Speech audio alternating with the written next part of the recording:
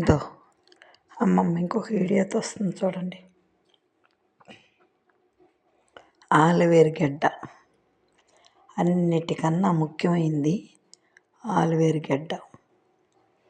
ఈ ఆలువేరు గడ్డ బాలింతలు తిన్నా కూడా బిడ్డలకు బాగా పాలుంటాయి.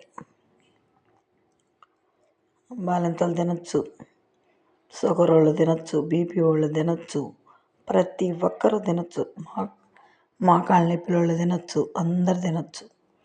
ఈ ఆలువేరు గడ్డ సూపర్గా ఉంటుంది. దీనికి పత్యమే లేదు, ప్రతి ఒక్కరు తినచ్చు ఈ ఆలువేరు గడ్డని.